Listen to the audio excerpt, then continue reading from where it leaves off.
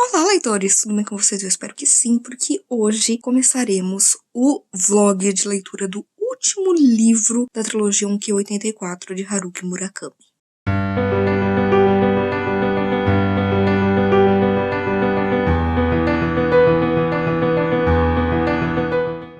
Pois é, gente. Eu tô na última semana de abril, na verdade, e eu demorei pra começar esse último livro da trilogia porque, na verdade, eu ainda tava processando muita coisa que tinha acontecido no segundo, que foi um livro, assim, que teve muitas revelações, que eu ainda tava tentando ir mais a fundo com as minhas teorias, de ter aí uma ideia do que eu poderia esperar, né, na conclusão dessa história, e, gente, eu finalmente comecei.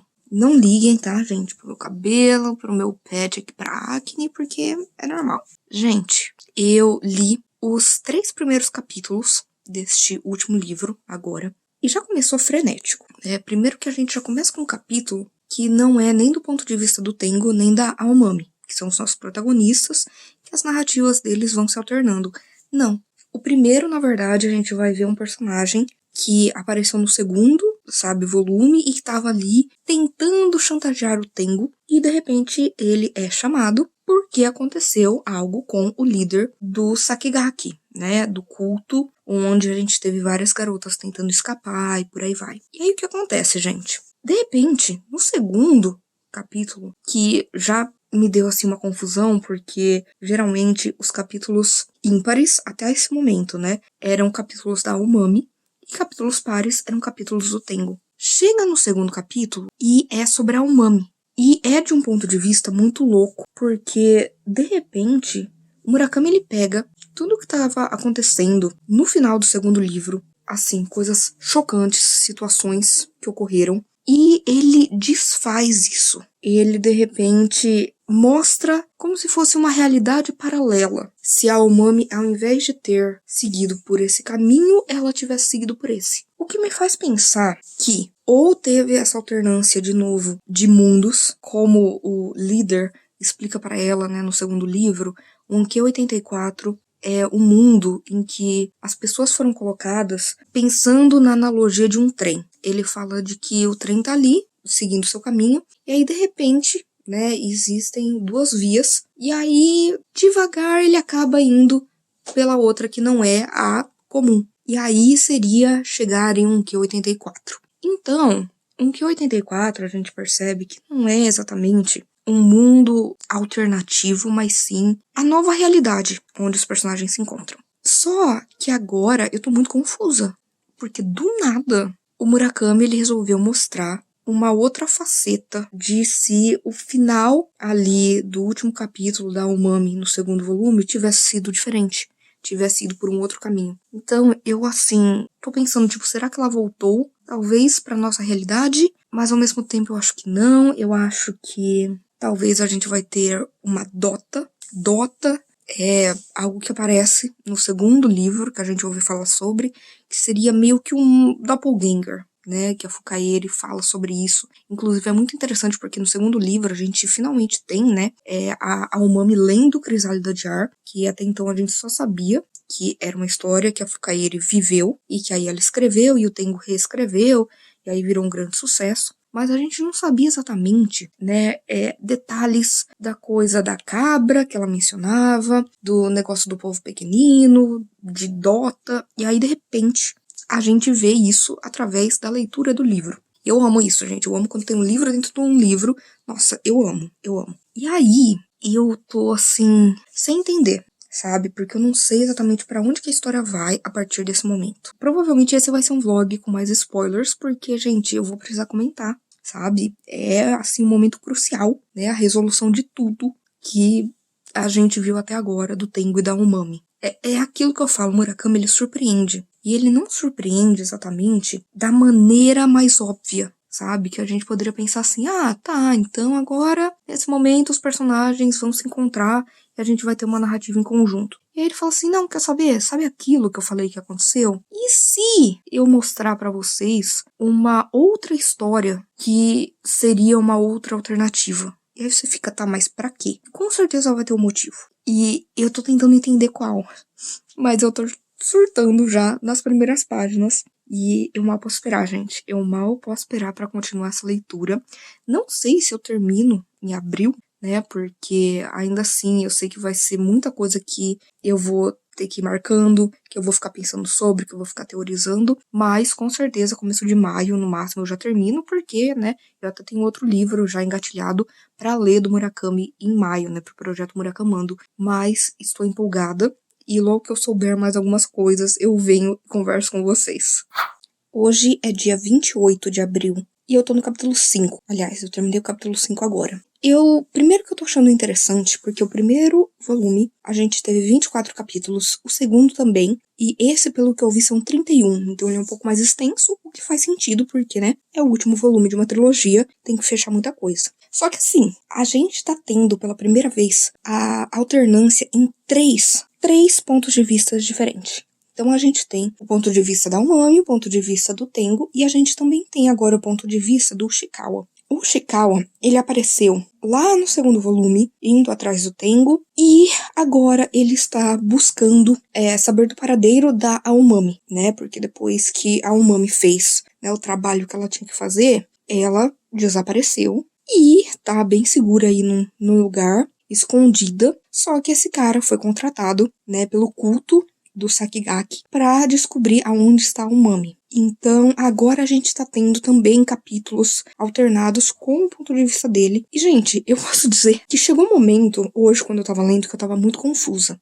O segundo livro, ele terminou de uma maneira muito, assim, maluca. Mas, de repente, quando a gente chega no terceiro volume, é como se a história tivesse continuado normalmente, sem aquele final, sabe? E aí, chegou um momento que eu mesma fiquei assim, gente, será que eu imaginei? Será que eu sonhei? Porque eu sou uma pessoa que eu tenho sonhos, que todos os meus sonhos, eles estão interligados. Tanto que eu tenho uma teoria de que a gente tem duas vidas. A vida que a gente vive aqui é a vida dos sonhos, porque, pra mim, a minha vida dos sonhos, ela faz todo sentido, porque ela tá tudo interligado. Então, por exemplo, se acontece uma coisa aqui, e no mês que vem eu sonho de novo, que eu tô encontrando aquela pessoa que eu encontrei no sonho de hoje, eu continuo de onde tá, tipo, nossa, faz um mês que a gente se viu, né?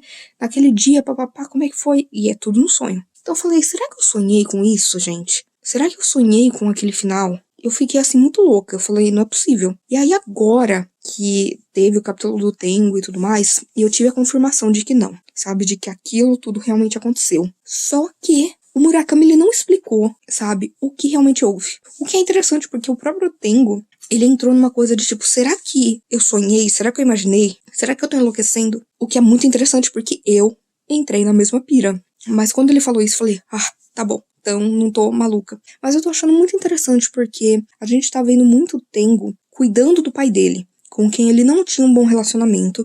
E a gente viu isso desde o começo do livro. E agora o pai dele tá num estado bem doente, basicamente em coma. E ainda assim ele fica lá com o pai dele nessa casa para idosos. Ele fica lá o dia todo, sabe, lendo pro pai dele. Parece que no segundo volume, com tantas revelações que a gente teve, foi como se um peso saísse dos ombros do Tengo, sabe, a respeito do pai dele, do que ele descobriu e tudo mais. E querendo ou não, isso também tá ligado com a questão da Umami. É muito louco porque quando corta pro capítulo da Umami, ela tá pensando, eu deveria ter feito isso, isso, isso e aquilo, que é o que ela fez no último capítulo dela, no segundo volume. Eu não sei se realmente está tendo uma outra realidade, eu tô muito confusa, mas eu tô achando interessante de acompanhar também o ponto de vista do Ishikawa. Eu já comecei esse livro com muita expectativa, né? Querendo ou não, né? É uma trilogia do Murakami e eu gostei dos outros dois livros, então eu tô com altas expectativas. Mas o Murakami, ele faz isso, de subverter as suas expectativas. De forma boa, de forma ruim, mas ele tá sempre te surpreendendo. Então, eu tô muito sem saber pra onde vai a história. O que é super interessante, porque, querendo ou não, quando a gente não sabe, a gente acaba se surpreendendo. Então, eu não sei, eu ainda tenho algumas teorias, mas depois dessa mudança tão brusca que teve do final do segundo volume pro começo do terceiro, é assim uma coisa que eu não sei, mas eu estou adorando. Eu tô procrastinando pra terminar, porque eu faço isso quando eu gosto muito de uma história. Eu tento procrastinar ao máximo, pra poder absorver o máximo que eu posso, pra poder mergulhar naquela história, pra poder estar com aqueles personagens por mais tempo, sabe? Pra não acabar assim tão rápido. E eu sei que eu preciso terminar, porque eu preciso começar o outro livro do Murakami, né? Do Projeto Murakamando, mas eu não tô pronta pra dizer adeus pra Tengo e Yaomami, sabe? Mas quando eu tiver mais coisas relevantes pra falar das minhas confusões, das minhas loucuras, eu venho e converso com vocês. Gente, eu percebi que durante todo esse tempo eu não mostrei pra vocês como que eu estou marcando meu livro de 1Q84, porque eu tô marcando muito. Então eu vou mostrar um pouquinho do meu esquema, de como eu tô fazendo. Ó, gente, basicamente, eu tô usando aqui um negócio que antes estava cheio de post-its e que aí acabou. E aí eu acabo usando aqui como, né, uma forma de marcador de texto, mas também com as flagzinhas de plástico que eu gosto de usar. As amarelas eu estou usando para as partes do Tengo. A rosa eu estou usando para a parte da Aomami. Esse rosa diferente aqui é um rosinha que eu sempre uso em todos os livros do Murakami quando eu me identifico muito, sabe? Quando o personagem fala alguma coisa que eu acho muito, muito, assim, importante e que tem a ver comigo. Aqui, o roxo eu sempre uso também nos livros do Murakami, porque eu utilizo eles exatamente para marcar coisas que têm a ver com o Murakami, ou elementos clássicos que ele utiliza, ou alguma referência, alguma coisa que tem a ver com outras histórias, símbolos dele. Então eu utilizo sempre o roxo em todos os livros do Murakami, desde que eu comecei o projeto. E agora eu tô utilizando o azul, porque a gente tem uma nova visão, né, de um outro personagem que apareceu na história, então eu tô usando o azul para marcar eles. Geralmente, dá pra ver que é diferente, né? Tem esses curtinhos, tem esses maiores e tem esses aqui que tem esse bico. Qual a diferença? Como que eu utilizo isso no geral? Esses grandões aqui é para marcar alguma coisa que eu acho assim, meu Deus, sensacional, frase da vida que eu vou levar para sempre. Esses daqui são para questões, para teorias, para coisas que eu acho que vão ser importantes mais para frente. Esse daqui são frases que eu simplesmente gostei. Eu gostei de como elas foram escritas. Então, vou mostrar um pouquinho para vocês como que eu anoto, né? Ó, tá assim. Eu ainda preciso anotar algumas coisas do segundo livro, porque tem um capítulo que tem 1000 anotações que eu preciso transferir pra cá, né, do audiobook. Mas assim, ó, ASMR,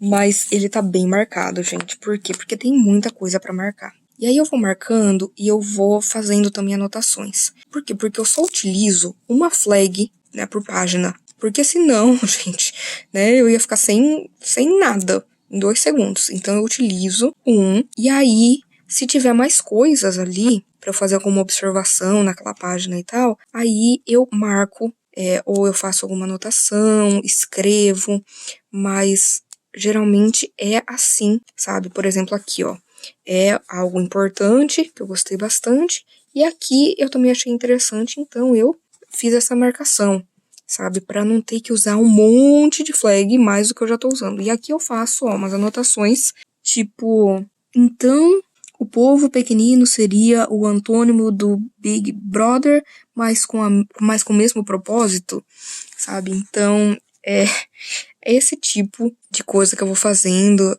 sem contar, né, anotações tipo, uau, meu Deus, isso. Gente, eu amo anotar livros. Faz tempo que eu tinha essa coisa de, eu não gosto de escrever no livro. Aqui, ó, meu Deus! Mas, o que acontece, gente? Quando eu estou falando sobre Murakami e como eu tenho feito o projeto Murakamando, eu tô estudando bastante sobre Murakami, é uma coisa que eu gosto de fazer, sabe? Eu gosto de anotar nesses livros. Eu ainda não consigo anotar em todos os livros, mas eu tô me desprendendo muito disso, sabe? Eu acho muito bacana quando eu abro um livro, por exemplo, do Murakami, e tá cheio de anotações minhas, de coisas que eu posso revisitar e pensar, tipo, nossa, olha o que eu tava pensando. Eu comecei com isso quando eu fiz a minha leitura de O Mar Sem Estrelas, porque antes eu só anotava livros, assim, de não ficção, ou de alguma coisa muito, assim, de escola, né? E aí, quando eu li O Mar Sem Estrelas, eu fui anotando, eu fui colocando um monte de post-it porque eu tinha várias teorias, eu tinha um monte de coisa. E aí, com certeza, quando eu comecei o Projeto Murakami, eu falei, cara, tem muita coisa que eu preciso anotar. Tem muita coisa que é importante. E eu gosto muito, sabe, de depois olhar e ver meus livros todos anotadinhos assim. Mas gente, ainda tem muita coisa pra anotar, ainda tem muito, muito livro. E, eu não faço ideia de como será. Mas eu estou empolgada. E queria mostrar pra vocês, né, como geralmente eu anoto. E as cores, geralmente, que eu estou utilizando, né, que eu falei, né, do amarelo, do rosa, o roxo eu sempre utilizo, né, pra coisa do Murakami, e o azul é por causa do Q84. Tá vendo que tem o azul, o rosa, o amarelo, preto eu não tenho. Então eu falei assim, tá ótimo, eu tô utilizando as cores. Geralmente eu faço isso, eu gosto de utilizar flags que tenham a ver com o livro de alguma forma. Então é isso. Só queria mostrar pra vocês como que tá sendo a minha jornada marcando, né, um livraço desse. O que eu posso dizer? Eu estou no capítulo 9, então já tô aí basicamente com um terço. Eu tô surtada. Porque assim, primeiro que a gente teve um capítulo da Umami que foi de explodir a cabeça. Porque desde o final do último livro, né, o segundo, eu ficava pensando, o que seria essa crisálida de ar? O que seria uma crisálida feita de ar? Né? Eu até falei no outro vlog sobre o que representa, né, a transformação e tudo mais. E aí eu fiquei pensando, e eu tinha algumas teorias. Eu acho que uma delas tá certa. E teve muitas revelações, gente. Eu tô chocada. Eu estou chocada. E eu quero falar com spoiler, gente. Tá difícil. Mas eu acho que ninguém estaria assistindo o terceiro vlog de uma trilogia sem saber do que eu tô falando. Ou, se não souber, muito provavelmente não pretende ler por agora. Ou não liga pra spoilers. Então eu vou falar. A Umami está grávida. E tudo isso aconteceu por causa de algo que aconteceu no segundo volume. Na noite em que ela teve que matar o líder, né, do Sakigake, que ele explicou pra ela, né, o que realmente estava acontecendo naquele culto e toda a questão do povo pequenino. E aí, a gente teve um capítulo, logo depois desse, lá no segundo volume, em que o Tengo, ele tá assim, uma noite tempestuosa, né? É a mesma noite, né, que a Umami mata esse homem e ele tá sendo basicamente ameaçado, né? Tem alguém tentando fazer com que ele entregue aonde está a Fukaeri e por aí vai. E a Fukaeri fala: olha, hoje a gente vai ter que fazer um ritual porque o povo pequenino tá puto. E tá puto porque a Umami tinha matado o líder, que através desse líder eles iriam conseguir conquistar o mundo e por aí vai. E aí, parte deste ritual foi que eles transaram, porém, ele não transou com ela. Ele não... Gente, é difícil explicar. Ele estava na mente dele lá com a Umami, quando ele realmente se apaixonou por ela, e ela estava apaixonada por ele, e eles seguraram as mãos, e foi tudo bonito, e aí ela foi embora, e ele não falou nada, e deixou ele escapar. É aí que vem a questão. Porque a Umami, do nada, ela começa a sentir que ela tá grávida, que ela tem certeza. Ela pede um teste de gravidez pro Tamaru e pra senhora, né, que estão basicamente mantendo ela escondida para que o povo do Sakigake não encontrem ela. E aí, essa senhora conversa com ela e pergunta, tipo, mas quando você acha que isso aconteceu? Por que você acha isso e tudo mais? E ela fala, naquela noite chuvosa. Tipo, eu tive a sensação de que um óvulo meu foi fecundado. Então, eu acho que ela está grávida do Tengo. E assim, gente, eu tô muito... Eu não sei o que pensar. Porque logo depois a gente tem, né, o Tengo conversando ali com algumas enfermeiras que trabalham ali, que ajudam o pai dele, né? Ele acaba saindo, né, pra ir num bar, no karaokê com elas, que elas convidam. E depois ele tá indo junto com uma delas, né, pra casa dela. Porque ela tá bem, assim, embriagada. Então ela pede que ele a ajude e tudo mais. E ela começa a falar do livro A Crisálida de Ar, que ela já leu 3 vezes, que é o livro favorito dela, que é maravilhoso. E aí ele fala, ok, então eu vou com ela porque eu quero saber mais informações. E aí ela começa a falar do negócio de Dota e Matza. Ela fala, né, que ela vai fumar haxixe se ele quer e tudo mais, porque quando ela fumou da outra vez, ela sentiu na crisálida de ar e ela viu a massa dela. Dota, até o momento, Eu tava achando que era que nem um duplo, de acordo com o que a gente viu da Fukaeri, mas eu acho que não. Eu acho que Dota simbolizaria uma criança, né, um filho, uma filha, e Masa seria a mãe. Essa enfermeira fala pro Tengo que quando ela fumou da outra vez, ela sentiu uma crisalida de ar. E que era como se fosse estar num útero. E essa era uma das minhas teorias. De que a crisálida de ar nada mais é do que algo que tá ali, te abraçando, te envolvendo, e você vai nascer daquilo. E a Umami, ela fala num determinado ponto desse terceiro volume de que ela nunca teve muitos sonhos, mas agora ela tá tendo. E são sonhos que ela divide em 3 categorias. A primeira são sonhos que têm muito a ver com aquela noite chuvosa, com o que aconteceu, que ela lembra assim perfeitamente dos sonhos. O segundo tipo de sonho é um sonho de que ela tá na rua, como aconteceu no final do segundo volume, e que de repente ela se vê assim pelada, né? Aqueles sonhos que a gente tem. E que ela começa a sangrar. E aí, o terceiro tipo de sonho que ela tem é o sonho em que ela está envolta em algo que, no meu entendimento, seria a crisálida de ar. Gente, eu estou surtada. Olha, eu sei que muita gente não gosta desse livro, mas assim, eu tô adorando. Eu estou adorando.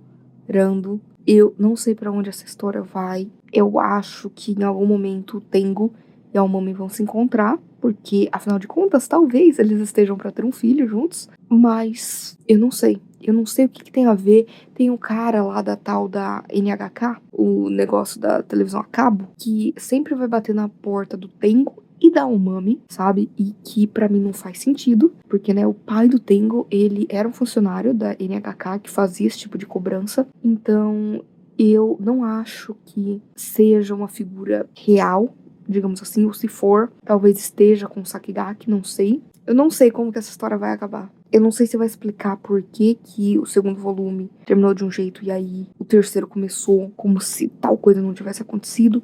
Eu não sei. Mas assim que eu tiver respostas, se eu tiver respostas, eu venho comentar sobre.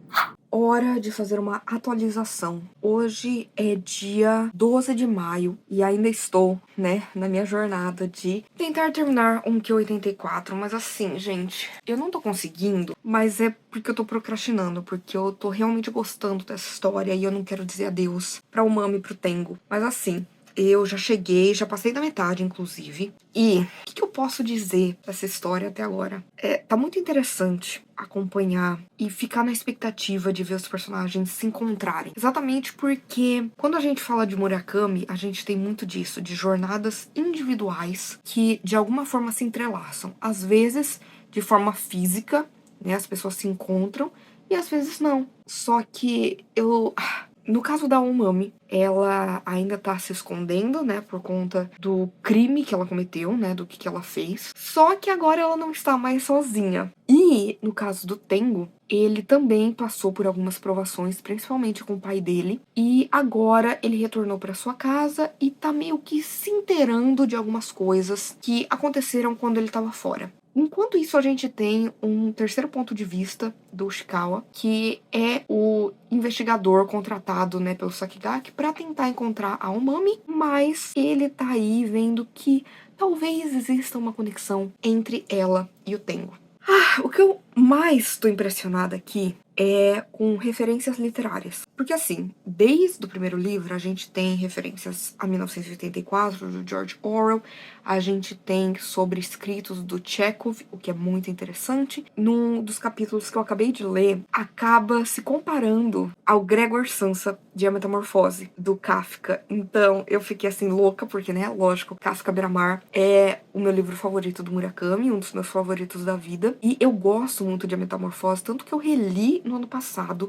E eu acho um livro incrível. Mas, mais do que tudo, a gente tá vendo muito da questão do Em Busca do Tempo Perdido, do Proust. E é muito interessante porque, apesar de eu nunca ter lido, eu sei que ele vai abordar muito a questão da memória, que é uma coisa extremamente importante nas obras do Murakami. Ele fala muito sobre o poder da memória e como a gente se conecta com as pessoas, com a natureza, com tudo na vida através da memória e a importância disso. A gente também tem em Busca do Tempo Perdido muito a questão da arte, mas principalmente da música, o que é interessante porque aqui também a gente tem, mais especificamente um determinado músico, né, uma determinada peça que a gente vai estar sempre ouvindo aqui na história, digamos assim, que a Umami às vezes ouve, aí o Tengo ouve, aí até o Shikawa ouve no rádio. E também eu sei que Em Busca do Tempo Perdido fala muito sobre homossexualidade, o que é muito interessante também, porque o personagem que entregou esse livro pra Umami ler, né, que recomendou pra ela, ele é gay, sabe? E a gente tá sabendo mais dele nesse terceiro livro, que eu adoro, porque ele é um personagem secundário que eu gosto muito. Então, isso tá sendo, assim, maravilhoso. E, lógico, quando a gente fala Em Busca do Tempo Perdido, a gente tá vendo esses dois protagonistas tentando se encontrar de alguma forma, sem saber onde o outro está.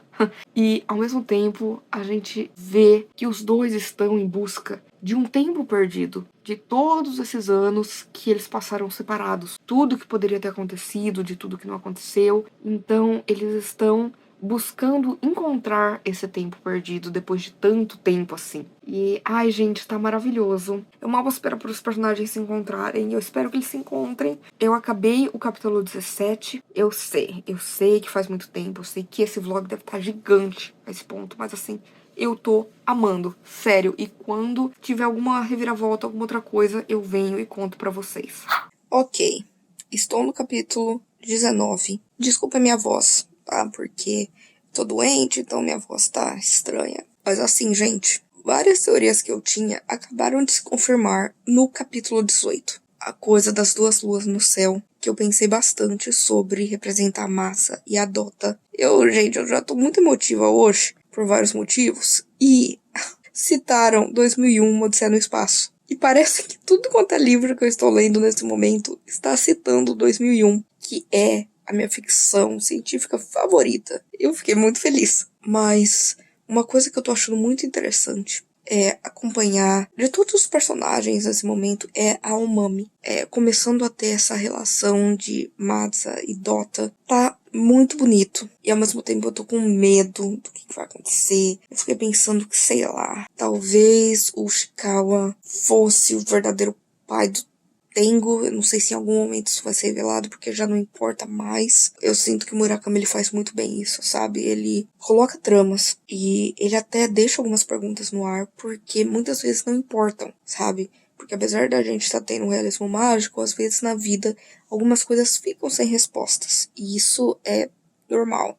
Ah, e uma coisa que eu esqueci de comentar, tá? Que eu tô achando, desde o momento em que eu descobri que a Umami estava grávida, eu lembro que ela engravidou quando teve o ritual da Fukaeri com o Tengo, e ao mesmo tempo o líder do Sakigake falou que ele faria de tudo para proteger o Tengo, né, se ela fizesse a missão dela. Então eu fiquei pensando assim, e se essa criança, de alguma forma, apesar de ser filho do Tengo, ser um sucessor do líder do Sakigake? Porque tinha todo o negócio de que o povo pequenino vai ficar pistola se o líder sumir. Aí a gente vai vendo como o Shikawa, ele vai inspecionando mais a vida do Tengo e também da vida da Umami e como isso se conecta. Só que assim, gente, eu fico pensando bastante a respeito da Umami em si. Querendo ou não, ela está no mundo de 1Q84 com uma criança que é sim filho do Tengo, porém o Tengo ele também tem uma habilidade especial, digamos assim, que a Fukaeri fala pra ele, né? Se não me engano, ele é o receptor. Então, eu fiquei pensando muito nisso, de que talvez essa coisa de que, por exemplo, o pessoal acabou ali sequestrando um outro personagem pra querer saber sobre a Fukaeri, depois querer saber um pouco mais a respeito de outros questionamentos que vão acontecendo ali, né, no desenrolar da trama, mas tudo gira em torno da morte do líder do Sakigake, de como o povo pequenino não está mais falando com eles, porque ele falava com eles através deste líder, e que agora eles precisam de um substituto e eles não encontram. Eu acho que o substituto, na verdade, é essa criança. Só isso, só quero deixar registrado. Gente, uma coisa aleatória que eu esqueci de falar e que eu achei muito legal aqui foi como, tipo, muitas coisas aconteceram todas nessa noite em que a Umami foi lá, né, e encontrou o líder do Sakigake. Ele explicou um monte de coisa pra ela no segundo volume. Naquela noite aconteceu 1 milhão de coisas. E, de repente, todo mundo que de alguma forma foi afetado por isso, que guardava algum sentimento muito ruim, geralmente ligado à raiva, isso desapareceu. E eu achei isso muito interessante. É só uma observação mesmo que de repente me veio na cabeça que eu acho que eu não cheguei a comentar com vocês. É que no impacto de tudo que aconteceu naquela noite chuvosa e tudo mais, uma das coisas foi que esse sentimento de raiva que prendia as pessoas muito a determinadas coisas se foi. E isso fez com que elas pudessem de alguma forma passar por uma certa transformação. Como as borboletas, que a gente vai ter muito aqui, né? A questão da crisálida. Então, achei simbólico, achei muito bonito e interessante. Gente, eu tô chorando, porque eu acabei de ler um dos capítulos mais bonitos que o Murakami já escreveu até hoje. Eu acabei de ler o capítulo 26. E assim, gente, como que eu posso dizer? De repente, as coisas de fato estão tão próximas de se aproximar. Mas esse foi um capítulo extremamente importante. A gente teve o foco na Umami conversando com o Tamaro, que é um personagem secundário, mas é um personagem que eu amo. Eu amo o Tamaro, porque eu acho ele um personagem que ele aparece no momento certo para fazer o que precisa ser feito e ele vai cada vez mais, desde o primeiro volume, se abrindo mais para a Umami, recebendo mais a Umami e criando esse laço de amizade entre eles. E aqui chega um momento em que, como qualquer coisa na vida, cada pessoa vai seguir o seu caminho. A gente tem, basicamente, uma grande conversa por telefone entre o Tamaro e a Umami sobre o que vai acontecer e o que aconteceu. O que aconteceu na noite em que ela matou o líder, o que aconteceu com, né, o Shikawa, que é um personagem que a gente tava acompanhando até agora, e a gente vai ver ela tentando explicar pro Tamaro, né, o que aconteceu, e o Tamaro preocupado porque os Sakigaki estão atrás dela e não porque ela matou o líder, como era a minha teoria. Como era a minha teoria. E, gente, foi muito bonito porque... Nossa, olha meu cabelo. Mas foi muito bonito porque, assim, gente, foi um laço que foi se construindo à medida que o tempo passou. Não foi uma coisa assim que, ai, a gente ouviu falar que eles eram amigos e cada um foi para um canto. Não. A gente viu isso sendo construído e chegar nesse momento é doloroso e ao mesmo tempo a gente entende que faz parte da narrativa seguir em frente. Porque apesar da gente estar tendo uma história distópica, a gente tem muito da realidade que a gente vive. E isso faz parte da vida. E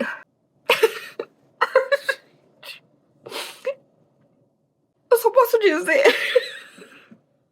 que teve de novo muitas coisas a respeito de Chekhov, da arma de Chekhov. Foi muito interessante a análise do Tamaro sobre como, da mesma forma que o mundo passou por tantas coisas terríveis e avançou à medida do tempo, de alguma forma que a gente conseguiu sobreviver tudo isso, a gente também consegue mudar os rumos da literatura.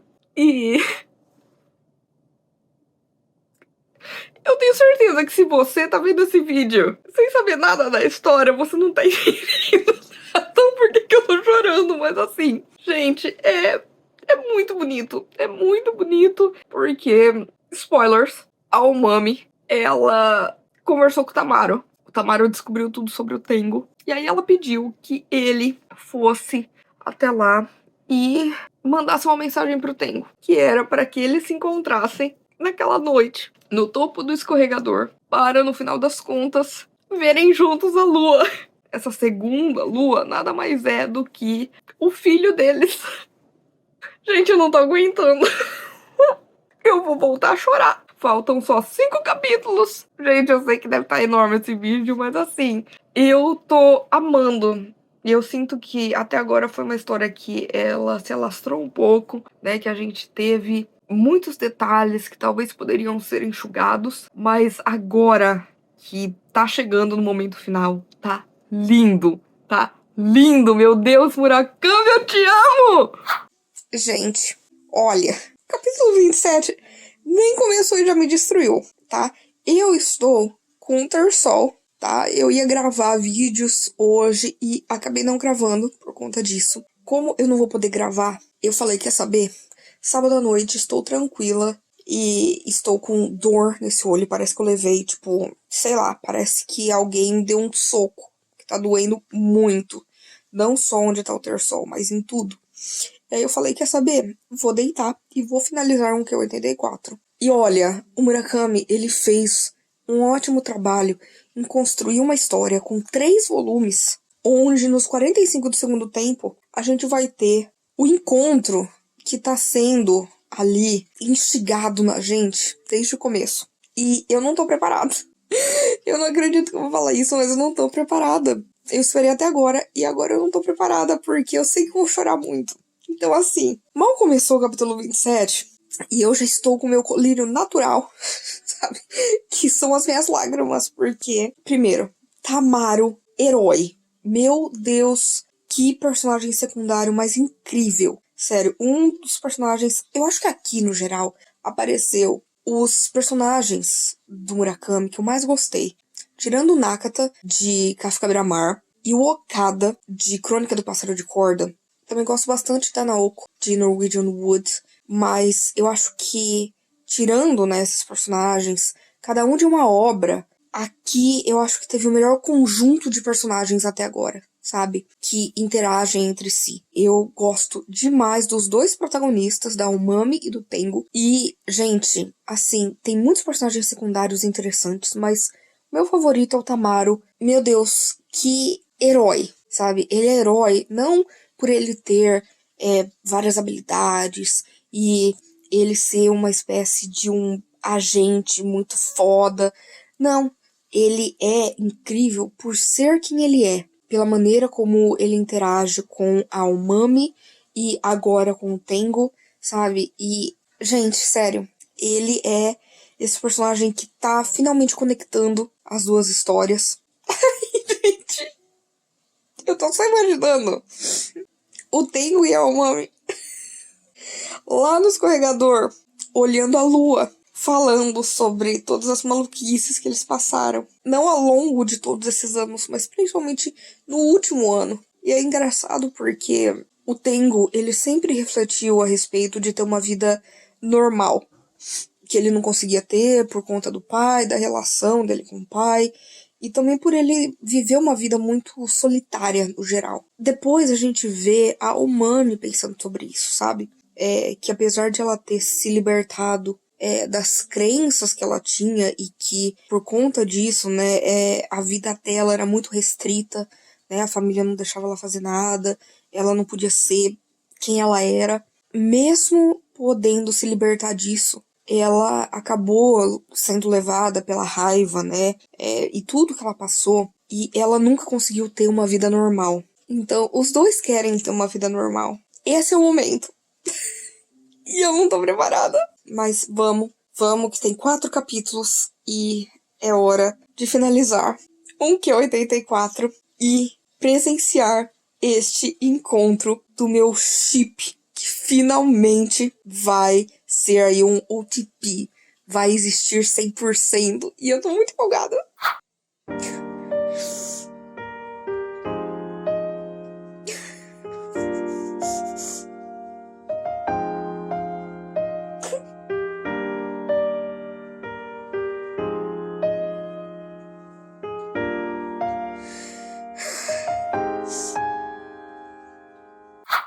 Bom, gente, agora vou dar até o momento exato. É 21 de maio, 3h24 da manhã. E eu finalizei um Q84.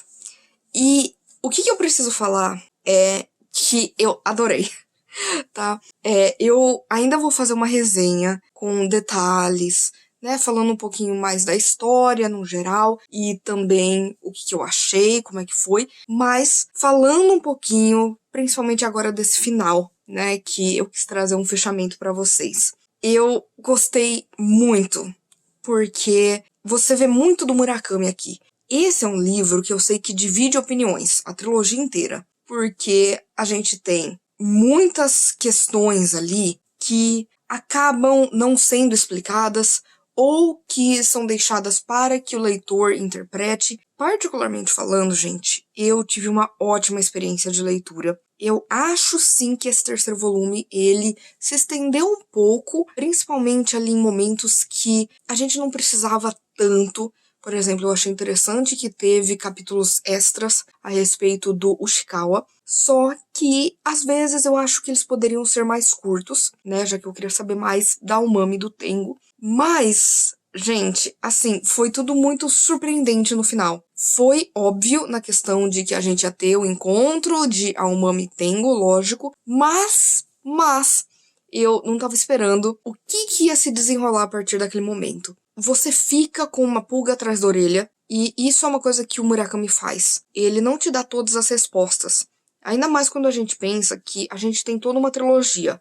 Muitas coisas foram respondidas, sim, nesse último livro, mas não tudo, sabe? Teve muita coisa que ficou ali em aberto e que você precisa decidir o que você vai fazer, né? Se você vai achar que tal coisa aconteceu ou que não aconteceu, ou o que isso representa e etc e tal. E por que eu acho que é uma novela que divide tantas opiniões? Porque eu acho que se você é uma pessoa que, por exemplo, não conhece Murakami, ou não é muito chegada em realismo mágico e histórias que talvez façam com que você tenha que mostrar sua própria interpretação e chegar, né, no seu próprio meio ali no final de falar, eu achei que é sobre isso ou sobre aquilo e etc e tal, eu acho que pode ser que, sabe, a pessoa não vai curtir. Não vai curtir, enquanto eu acho que quem gosta de Haruki Murakami, que nem eu, amor, sabe? Lógico que teve seus pontos negativos, mas eu gostei bastante da trilogia no geral. Mas alguns dos tópicos que eu anotei aqui e que eu queria conversar com vocês rapidinho, que eu vou falar mais sobre isso na resenha, a gente tem aqui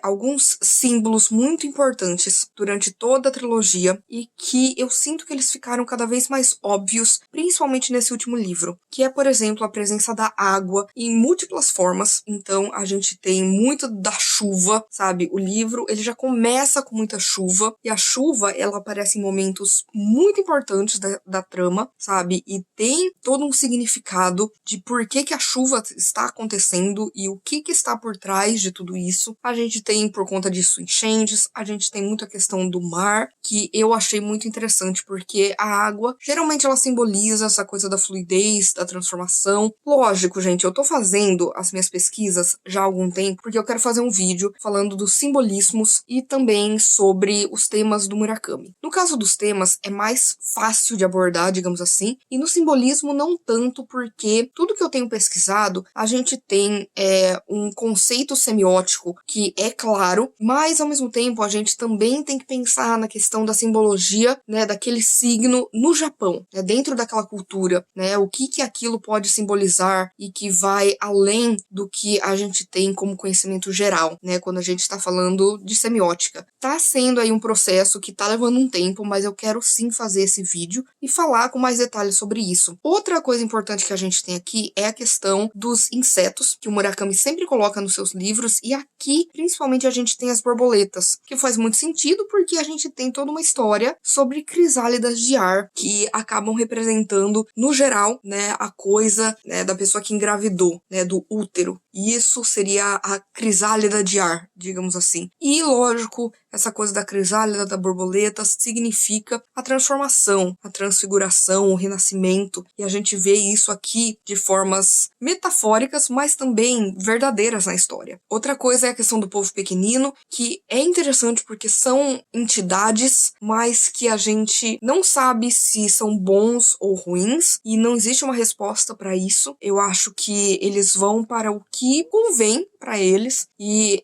é muito, assim, bizarro quando eles aparecem, a forma como eles aparecem na história, mas eu gostei dessa estranheza, faz parte do realismo mágico do Murakami. Tem muito aqui da lua, que o Murakami, ele sempre coloca muitas questões da natureza, mas aqui em especial a gente tem muito a figura da lua, até porque a gente tem duas luas no céu. A lua aqui vai estar ligado com as pessoas, porque vai explicar a questão de lunáticos, né, o termo, e de como a lua interferem na vida das pessoas. Tem muita da questão da mulher ligada à lua, né, o ciclo menstrual, né, que a gente sempre ouviu falar a respeito de como essa coisa da lua influencia na mulher e principalmente nesse sistema reprodutor da gente. E na questão de que a lua também influencia as marés, né, e como eu falei aqui, a gente tem muita coisa da água, do mar, então isso vai ter um papel muito significativo na trama. E eu achei, assim, maravilhoso a forma como isso foi conectado. A gente tem também muito, como eu falei, da natureza. Aqui aparecem 2 tipos de pássaros. Um deles é o corvo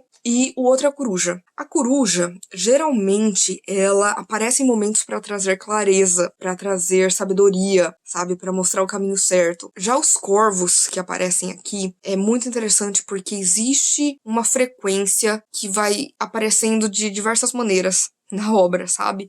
Como eles aparecem, quando eles aparecem e o motivo de eles estarem ali. Geralmente, eles são uma forma de avisar sobre o perigo. Cada vez que o perigo está mais próximo, mais o corvo vai aparecer na história. A gente também tem a questão dos significados, dos sonhos. Aqui, o sonho vai ser uma arma muito poderosa, que também o Murakami já utilizou em outras histórias, que fala sobre basicamente essa questão de que os nossos sonhos têm significados. E a gente vai ver aqui que os sonhos que os personagens têm, principalmente os sonhos da Omami, eles têm um significado muito mais profundo, que tem muito a ver com a trama, que dá pra ela algumas pistas do que pode acontecer ou do que está acontecendo. Então isso eu achei assim maravilhoso. Aqui a gente tem temas como religião, a gente vê isso o tempo inteiro, não só na figura de uma personagem que acaba engravidando sem ter relação sexual, e tem toda essa questão imagética de Maria e Deus e Jesus, né? A gente tem muito a questão de uma figura messiânica, a gente tem a questão do culto do Sakigake, a gente vai ver muito também dos testemunhas de Jeová, e a gente vai ver as várias camadas da religião, as partes boas, as partes ruins, de qualquer tipo de crença. Porque assim, o Murakami, ele tem uma visão a respeito de religião que é muito tipo, tá, você pode ter a sua religião, só não seja um babaca intolerante que tenta forçar isso nas outras pessoas, sabe? Não utilize isso como uma força de ódio, sabe? Como uma forma para justificar os seus preconceitos. Você pode acreditar e simplesmente seguir a sua vida, sabe? E talvez acreditar faça com que você se sinta melhor. E isso é o propósito, sabe? Você se sente melhor, não as outras pessoas não, isso é uma questão individual. Uma outra coisa que ele aborda muito bem aqui é a questão da transformação, né? Porque a gente vai vendo o personagem se transformando o tempo inteiro, sabe? Durante a narrativa, essa coisa da borboleta, da crisálida, da morte, do renascimento. Isso são assuntos que o Murakami, ele geralmente aborda, e aqui a gente tem isso de forma cíclica, e eu achei muito interessante, principalmente no último livro, como ele mostra isso, na transição particularmente do segundo para o terceiro volume, a gente vê também a questão do controle de massa, né, através, no caso, da religião, do governo, né, da polícia, de grandes autoridades, digamos assim, e isso vai muito para 1984, do George Orwell, e a gente, né, tem essa grande relação entre uma obra e outra. A gente também tem aqui a questão da memória, em que a gente vê a importância disso na trama, sabe? A partir de um momento em que você não sabe mais o que é real e o que não é, e você precisa confiar apenas na memória, é preciso que haja outras pessoas que tenham a mesma memória para que faça algum sentido, porque senão a gente acaba moldando a nossa memória de diversas maneiras, sabe? Isso é uma coisa do ser humano, né? As nossas memórias, elas são, digamos assim, editáveis, porque a gente viu aquilo da nossa perspectiva e muitas vezes a gente passa a não ter certeza, a não ser que outras pessoas confirmem aquilo, se aquilo é uma memória coletiva, digamos assim. A gente tem muito da questão tempo e espaço e de como é importante que tudo aconteça com a mesma fluidez para que exista um encontro, né, principalmente desses protagonistas, para que faça algum sentido ali, o meio de todo esse caos. Muitas vezes a gente tem aqui essa temática do amor e de como o amor vai além do tempo e do espaço, e é uma coisa que pode ser vista como clichê, piegas, mas particularmente eu acho algo muito bonito. A gente vê muito sobre as mulheres e o que elas enfrentam, né? Esse livro, no geral, vai falar muito sobre abusos, coisas terríveis que as mulheres enfrentam por conta do machismo, sabe? Principalmente na parte ali da história da Aomami, em que a gente vai ter isso com mais afinco. A gente também vai ver muito sobre arrependimentos, não só dos protagonistas, mas dos personagens secundários. Todos eles param ali em determinado momento para falar sobre a sua solidão, sabe? Todos eles, de alguma forma, enfrentam uma solidão que, mesmo que não estejam sozinhos, eles sentem isso. E é um tópico também muito explorado pelo Murakami, que aqui aparece com força total, sabe? Assim como a questão da determinação, sabe? De como os personagens, eles precisam de alguma coisa que os mova para que algo aconteça, para que o mundo gire, para que eles continuem, sabe, vivendo e buscando e querendo. E você precisa ter uma força motriz, sabe, para fazer com que você continue, sabe, seja ela qual for. Pode ser o amor, pode ser a esperança, pode ser o arrependimento e coisas que você quer de alguma forma mudar ainda na sua vida, ou que você quer alcançar algum objetivo, qualquer coisa. Isso é o que faz o ser humano seguir em frente em meio a todo o arrependimento e a solidão e o caos. A gente vai ter também muito a questão da raiva, que os personagens, consumidos ali pela dor, pela solidão, pelas perdas, pelos arrependimentos, por tudo que aconteceu, eles guardam raivas,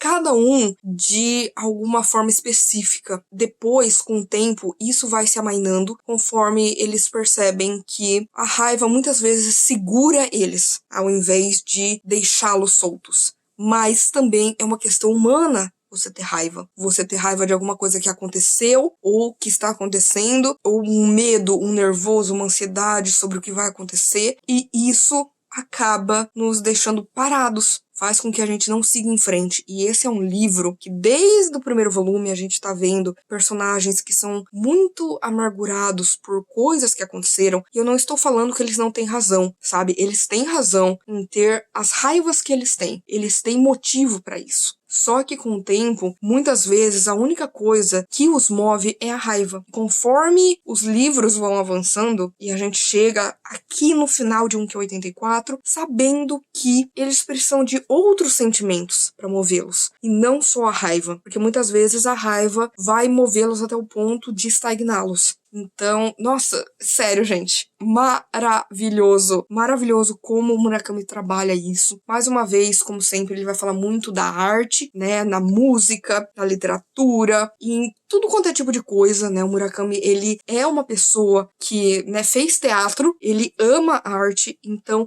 faz todo sentido ele colocar isso sempre nas suas obras, né, e aqui ele vai falar principalmente, né, de literatura. A gente tem muitas referências, a gente tem referências a 1984, a gente tem referências à Metamorfose, a gente tem referências ao Chekhov e a arma de Chekhov, a gente tem referência de Em Busca do Tempo Perdido. Então isso é muito bacana porque ele sempre bate nessa tecla, e quando você já conhece as obras que ele tá falando sobre, ou tem pelo menos, né, alguma noção ali do que elas simbolizam, tema que elas tratam e tudo mais, faz sentido a maneira como elas aparecem inseridas na obra e como o Murakami conecta uma obra a outra. E assim, bem no finalzinho, eu acho incrível como sim tem muitas pontas soltas, e isso é uma coisa que o Murakami ele faz, até porque eu lembro muito de quando eu li Dance, Dance, Dance, que também é o final de uma trilogia, quadrologia, que o final, ele é uma coisa assim muito abstrata e que muita coisa fica solta no ar. Eu sei que aqui, depois de terminar 1Q84, é uma daquelas histórias que você vai ficar pensando sobre, você vai tentar achar a solução para as coisas que não foram explicadas. Não porque eu acho que o Murakami ele não tem respostas. Eu acho que é muito diferente quando você lê um livro, você percebe que o autor não tem como fechar a história, e quando você tem um livro que termina em aberto. E isso são duas coisas diferentes. Eu amo livros com finais abertos. E eu não gosto de livros que, de repente, o autor fala, cara, eu não sei como que eu vou finalizar isso, então, whatever. E aqui não, você percebe que ele, dentro de si, ele sabe tudo, ele entende as metáforas que ele colocou, ele tem ali as analogias que a gente vai pegando ao longo da trama, mas ele vai deixar aí algumas coisas em aberto para que ele possa fazer com que o leitor se sinta instigado a continuar dentro da obra depois que a obra termina. E isso é algo que, pra mim, tem muito valor. Isso foi uma coisa que eu falo, né, que eu senti muito quando eu li O Mar Sem Estrelas, que eu sempre trago aqui, sempre falo desse livro, porque é o meu livro favorito, mas foi um livro que, depois que eu terminei ele, até hoje, ele tá na minha cabeça. Até hoje eu penso sobre, até hoje eu reflito sobre, até hoje eu mudo de opinião sobre uma coisa ou outra, sabe, que eu interpretei de uma maneira e que hoje em dia eu vejo de outra. E é a mesma coisa com um Q84. Eu acho que, particularmente pra mim, foi uma leitura super válida, que eu adorei, que eu gostei dos personagens, que eu fiquei instigada. Quando chegou aqui no terceiro volume, eu fiz aquilo que eu faço de melhor, que é procrastinar com alguma coisa que eu amo, porque eu não quero que termine. E terminou. E vai ser difícil, cara, dizer adeus a essa história. Então, de uma forma muito agridoce, eu me despeço de um Q84, mas não exatamente porque vai ser uma história que vai ficar comigo. Vai ser uma história que eu vou ficar pensando sobre, que eu vou tentar entender, nossa, o que era aquilo? Por que aquilo aconteceu? O que aconteceu com tal personagem? Nossa, será que tal coisa realmente era como eu achava? Porque sim, muitas teorias minhas foram confirmadas, outras caíram por terra, não tinham nada a ver, e outras estão aí no ar. E eu acho que isso é muito especial. Eu acho que não é um livro pra todo mundo, não porque, oh meu Deus, quem não gostou não entendeu. Gente, eu acho isso uma babaquice enorme.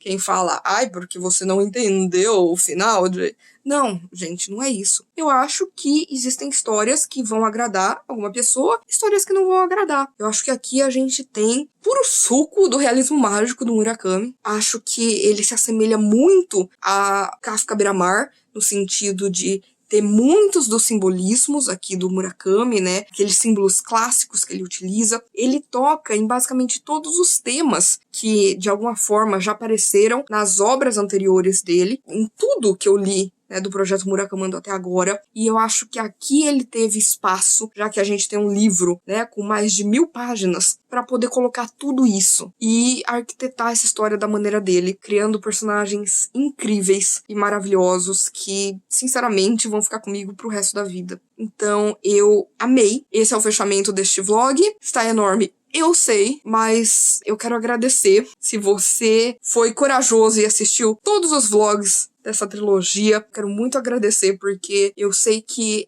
ou é porque você já leu, ou é porque você não leu, e aí você é mais corajoso ainda, porque, olha, admiro. Força guerreiros, sabe, por terem me ouvido falar tanto, e chorar tanto, e surtar tanto, e ter várias teorias, e, sabe, ir girando em torno das coisas ali que eu achava, e repetir muita coisa, porque eu sei que isso acontece, sabe, às vezes no vlog você fala, cara, eu não sei se eu já falei isso, se eu não falei. Então, assim, quero agradecer muito vocês por terem me acompanhado nessa jornada. Eu amei fazer vlogs de leitura com essa frequência. Quero fazer mais, tá? É isso, um Q84 foi uma experiência. Quando a gente lê um livro mais longo, e eu não sou uma pessoa de ler tantos calhamaços assim, mas eu sinto que quando isso acontece, você passa tanto tempo com os personagens e tanto tempo imerso naquela história que fica difícil você se desapegar. Às vezes, mesmo que você não curta tanto assim a história, você ainda tá vivendo naquela história, sabe? Uma parte de você ainda tá ali. Foi difícil dizer adeus, mas não é um adeus porque eu vou continuar pensando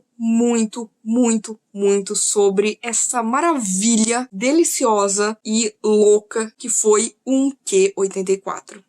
E é isso, gente. Eu espero que vocês tenham gostado deste vlog de leitura. Por favor, se vocês quiserem continuar conversando comigo a respeito de livros, filmes, séries, qualquer outra coisa, se você quiser ler livros do Haruki Murakami comigo, não deixe de me contatar nas minhas outras redes sociais. Por favor, curta esse vídeo, porque isso ajuda muito o meu trabalho. Façam com que esse vídeo e o canal chegue a mais pessoas. Compartilhe com seus amigos, comente aqui embaixo o que você achou, se você curtiu esse estilo de vlog de leitura, se você tá afim de assistir mais, que eu tenho muitas ideias aí pra produzir pra vocês. E, por favor, se inscreva no canal Livre em Livros se você ainda não é inscrito. E aproveite para ativar as notificações, ativar o sininho, porque toda sexta-feira e domingo tem conteúdo novo por aqui. Então a gente se vê no vídeo que vem.